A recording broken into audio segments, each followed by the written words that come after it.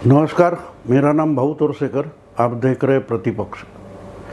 दोस्तों, आज जब मैं बोल रहा हूँ उसके बाद कुछ घंटों में औरंगाबाद महाराष्ट्र में महाराष्ट्र नवनिर्माण सेना के अध्यक्ष संस्थापक राज ठाकरे का भाषण होने जा रहा है। लगातार उनकी ही तीसरी मीटिंग या रैली रहेगी। गुड़ी पाड़वा से लेकर आज तक उन्होंने जो बवाल खड़ा कर दिया है, वो देखते हुए आज क्या होगा इसकी चर्चा चारों ओर चल रही है। और सुबह सुबह में नींद मेरी खुली, उसके बाद जब खबरें देख रहा था, चाय पी रहा था, तो मुझे एक पुराने फिल्म का गाना याद आ गया। देवानंद, नंदा, साधना, इनकी वो फिल्म थी जिस फिल्म का नाम था हम दोनों। उसमें साधना और देवानंद पर फिल्माया गया एक गीत था, बहुत लोकप्रिय हुआ था, पॉपुलर हुआ था। उस गीत के बोल मुझे याद आ गए कि अभी तो कुछ कहा नहीं, अभी तो कुछ सुना नहीं। जो राज ठाकरे ने कहा भी नहीं है अभी, और ना किसी ने सुना तक है, उस पर पिछले 7-8 दिन से बवाल चल रहा है। मानो महाराष्ट्र की महाविकास आघाड़ी सरकार का सिंहासन है वो डगमगा गया है, और शरद पवार से लेकर मुख्यमंत्री उद्धव ठाकरे तक सब तिलमिलाए हुए। कुछ 10-12 संगठन तो ऐसे खड़े हो गए कि उन्होंने पुलिस को एक अर्जी दे दी कि राज ठाकरे को जो सभा है उसकी परमिशन ना दी जाए।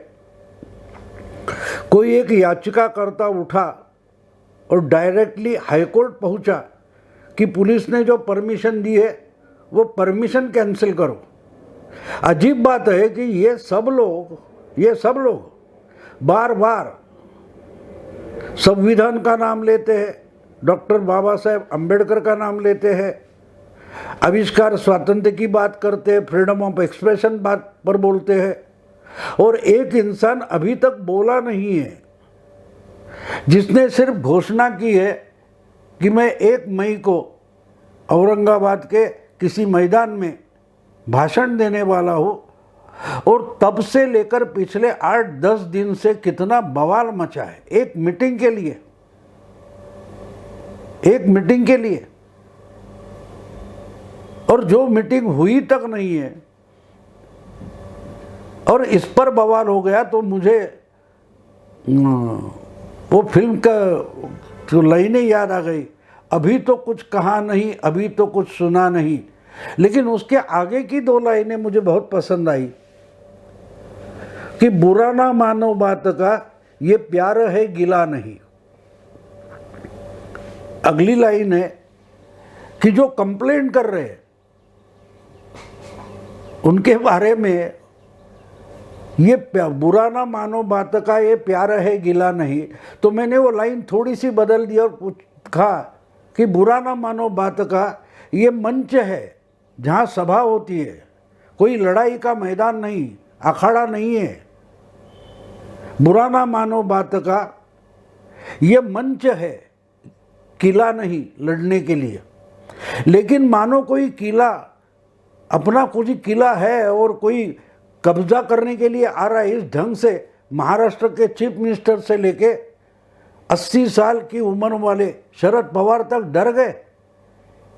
एक 50 साल का नेता है जिसकी अपनी पार्टी है, जिसका सिर्फ 1 एमएलए है, इसके लिए इतने लोग डर जाते हैं क्योंकि ये लोग अपने आप से डरे हैं। दोस्तों, मुझे एक कहानी याद आती है। एक कहानी आपको कब सुनाऊंगा। ये कहानी ऐसी है कि कोई एक साधु थे, उनका आश्रम था। वो आश्रम में अपने शिष्यों को, आचार्य थे, शिष्यों को अध्यात्म सिखाते थे, पाठ देते थे। एक दिन उनके नज़र में आता है कि उनकी आश्रम में एक छोटा सा सुरंग था, उसमें एक चूहा था, वो हमेशा डरा सहमा रहता था। तो आचार्य ने एक बार उसको देखा, और आचार्य तो मंत्र सामर्थ्य होता है साधुओं को, तो मंत्र सामर्थ्य के साथ उन्होंने उससे बातचीत की और डरे सहमे चूहे से पूछा, भैया तू इतना डरा हुआ क्यों है? हम इंसान है, हम भी प्राणी है, आप भी प्राणी हो, तो आप इतने डरे डरे क्यों जीते हो? तो उस चूहे ने जवाब दिया कि आपके आश्रम में जैसे मैं हूँ, एक सुरंग बनाकर यहाँ छुपा हूँ, रहता हूँ, जीता हूँ, तो वैसे ही आपके आश्रम में एक बिल्ली है। वो बिल्ली या बिल्ला है, उससे मुझे डर लगता है कि कभी भी मुझे पकड़कर मार देगा, खा जाएगा। इससे मैं हमेशा डरा हुआ रहता हूँ, क्योंकि मेरे जिंदगी का सवाल है। मैं डरा हुआ हूँ क्योंकि जीने के लिए डरा हुआ हूँ। तो साधु महाराज होते, उनको बुरा लगता है, वो बोलते इसके मन से डर निकालना चाहिए। कोई डर कर जीता है तो मानो मर मर कर जीता है। तो इसके मन से डर निकालने के लिए साधु महाराज बोलते ठीक है भाई, तुझे डरने की ज़रूरत नहीं, आज से तू अपने लिए चूहा रहेगा, लेकिन दुनिया तुझे देखेगी तो तू खुद बिल्ला ही दिखाई देगा। कोई बिल्ला या बिल्ली अगर तुझे देखेगी तो वो भी तुझसे डरकर ही रहेगी, क्योंकि बिल्ली को भी तू चूहा होने के बावजूद बिल्ली जैसा दिखाई देगा, क्योंकि मेरी मंत्र सामर्थ्य से ये चमत्कार मैं कर सकता हूँ। और चूहे को मालूम था वो चूहा है, लेकिन जब वो बिल्ली सामने से आ जाती है और बिल्ली की तरफ देखता है तो बिल्ली भी रुक जाती है और मुड़कर निकल जाती है। तो चूहे को पता चलता है अब बिल्ली को डरने की ज़रूरत नहीं है। कुछ दिन जाते हैं, उसके बाद फिर से साधु महाराज देखते, साधु महाराज को तो मालूम है वो बिल्ला दिख रहा है, लेकिन वो तो बिल्ला है नहीं, चूहा है।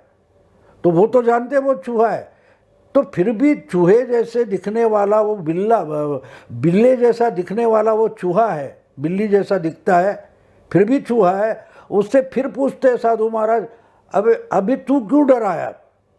मैंने तो तुझे दुनिया के लिए बिल्ली बना दिया है, और बिल्ली भी तेरे सामने से निकल जाते, आवाज़ तक नहीं लगाती, चुपचाप निकल जाते हैं, तो फिर डरने की क्या बात है?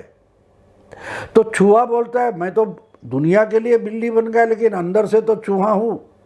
लेकिन जब कुत्ता सामने आता है तो गुरगुराता है, भौंकता है। मुझे उस कुत्ते का डर लगता है कि कहीं बिल्ली समझकर वो मुझ पर हमला ना कर दे, इसलिए मैं डरा हुआ हूँ। साधु महाराज हंसते हैं, बोलते इसके मन से कुत्ते का डर तो निकालना पड़ेगा। तो साधु महाराज बोलते कोई बात नहीं, अगर बिल्ली कुत्ते से डरती है तो कुत्ता और बिल्ली दोनों का डर निकालने के लिए मैं ऐसा मंत्र का उच्चारण करूंगा कि आज से दुनिया के लिए तू कुत्ता दिखाई देगा। और मंत्रोच्चारण करते तो चूहा होता है, लेकिन वो दुनिया को दिखता है कि ये कुत्ता है। और कुत्ता भी उसको देखकर भौंकता नहीं, ना बिल्ली भौंकते, बिल्ली को लगता है ये कुत्ता है, कुत्ते को लगता है कि सामने भी कुत्ता है, तो कुत्ता कुछ भौंकता नहीं, करता नहीं। लोग कुछ दिन निकल जाते हैं, फिर एक दिन जब साधु महाराज को वो चूहा दिखाई देता है तो फिर वो डरा सहमा है।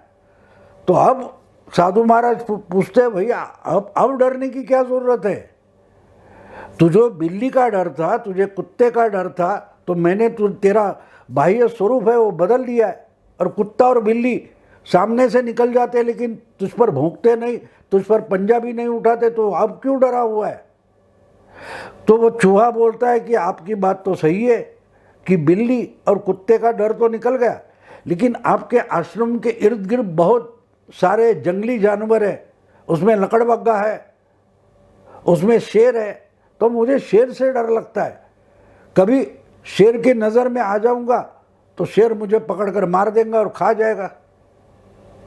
तो साधु महाराज बोलते भैया कोई बात नहीं, अब ये भी डर मैं निकाल देता हूँ, लेकिन तू डरने की आदत छोड़ दे, ये सबसे अच्छा होगा। चूहा बोलता है कैसे? शेर आता है तो कुत्ते को भी मार सकता है ना, तो मुझे उसका डर है, भले मैं कुत्ता और बिल्ली से नहीं डरूं। तो साधु महाराज फिर से मंत्रोच्चारण करते हैं और दुनिया के लिए वो चूहा है वो शेर जैसा दिखने लगता है। अब तो बिल्ली और कुत्ता भी, आश्रम में जो बिल्ली और कुत्ता थे वो भी उस चूहे से डरने लगते हैं, और चूहा रुबाब से आश्रम के इर्द गिर्द कहीं भी घूमता है, पूरे प्रांगण में घूमता है, ना उसको बिल्ली डरा सकते हैं, उल्टे बिल्ली और कुत्ता भी उस चूहे से डरने लगते हैं क्योंकि वो शेर जैसा दिखता है। अब देखिए क्या होता है। इसके बाद और कुछ दिन निकल जाते हैं और एक दिन अचानक उस शेर बनाए हुए चूहे की तरफ साधु महाराज का ध्यान जाता है, तो उनको समझ में आता है कि ये फिर से डरा हुआ है। अब उनकी समझ में नहीं आता, इसको शेर बना दिया फिर भी ये क्यों डरा हुआ है। तो साधु महाराज उससे पूछते कि भैया अब तुझे डरने की क्या जरूरत है। वो बोलता है आपने तो मुझे शेर बना दिया, मैं तो आश्रम के बाहर भी घूम कर आया हूं, शेर या लकड़बग्गा भी मेरे तरफ मुड़कर नहीं देखते, वो भी सर्द हो जाते, गर्द हो जाते।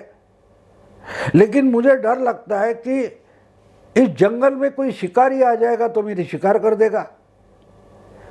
तो शिकारी है तो शिकार करेगा ही ना, और जब मैं हूँ चूहा लेकिन दिखाई देता हूँ शेर, तो शिकारी बोलेगा कि अरे चलो आज इतना आसानी से शेर मिल गया तो शेर की शिकार करते और मुझे मार देगा, इसलिए मैं डरा हुआ।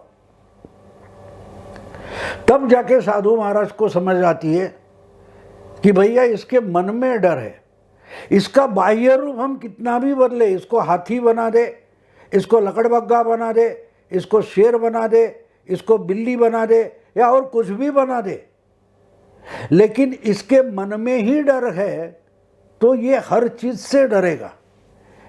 इसका बाह्य रूप है वो दुनिया को डरा सकता है, लेकिन इसके अंदर का जो डर है, इसके मन में घर किए हुए बैठा हुआ जो डर है उसको कैसे निकाले। इसका कोई मंत्र अपने पास नहीं है, मेरे पास नहीं है। और साधु महाराज उस चूहे की माफी मांगते हैं कि भैया मैं कुछ नहीं कर सकता तेरे लिए, मैं तेरा बाह्य रूप बदल सकता हूं, लेकिन तेरा मन, तेरी आत्मा, उसको तो नहीं बदल सकता, वो तुझे बदलनी पड़ेगी। डर से मुक्ति दूसरा कोई नहीं दे सकता, डर से तुझे खुद मुक्त होना पड़ेगा।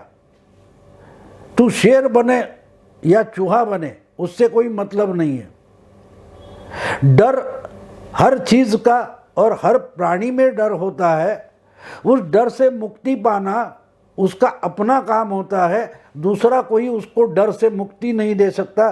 तो मैं भी साधु हो, मेरे पास मंत्र वगैरह सब है, लेकिन उसका कोई उपयोग नहीं है, मैं तुझे डर से मुक्ति नहीं दे सकता, इसलिए फिर से मैं तुझे चूहा बना देता हूँ। और वो चूहा बन गया। जो कल तक लोगों को शेर दिखाई दे रहा था, किसी को कुत्ता दिखाई दे रहा था, किसी को बिल्ली दिखाई दे रहा था, वो फिर से चूहा बन गया और बिल में जाके, सुरंग में जाके छुप गया और फिर डरा सहमा रहने लगा। दोस्तों, ये कहानी मैंने इसलिए बताई आपको, ऐसी कई कहानी है, कहाँ घटी है, कौन से आश्रम में, ये सवाल पूछो नहीं। इसमें जो आशय है, इसमें एक बोध है, वो समझने की जरूरत है। डर इंसान के या हर प्राणी के मन में होता है।